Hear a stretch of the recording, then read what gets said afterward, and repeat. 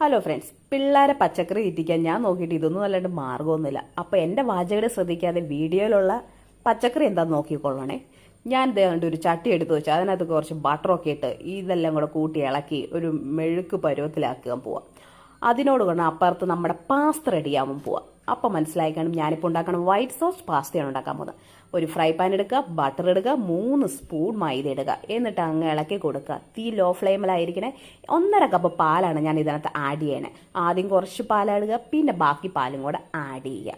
അത് കഴിഞ്ഞിട്ട് ഒരു നുള്ളു കുരുമുളക് പൊടി, പിന്നെ കുറച്ച് ചതച്ച മുളകും കൂടെ ആഡ് ചെയ്യണം. എന്നിട്ട് നന്നായിട്ട് പയ്യെ പയ്യെ ഇങ്ങനെ സമയമെടുത്ത് പാട്ടൊക്കെ പാടി അങ്ങ് ഇളക്കി കൊടുത്തോളാം. അത് കഴിഞ്ഞിട്ട് കുറുകി കഴിയുമ്പോൾ നമ്മുടെ പച്ചക്കറി അങ്ങ് ഇട്ട് കൊടുക്കണം. എന്നിട്ടും അടുത്ത പാട്ട് പാടുക, ഇളക്കുക, ഇളക്ക്.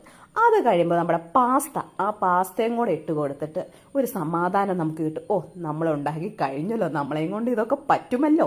അങ്ങ് ഇളക്കി കൊടുക്കുക, നേരെ പ്ലേറ്റിലോട്ട് തട്ടുക, നമ്മുടെ മക്കളുടെ അടുത്തോട്ട് നേരെ വിടുക. കൊടുത്താ താണ്ടി ഇതുപോലെ ഇങ്ങ് തിന്നും. എന്തോ വലിയ സംഭവമാണെന്ന് പറഞ്ഞാൽ പച്ചക്കറിയും കൂട്ടി കഴിച്ചോളൂ, ഒരു കുഴപ്പം.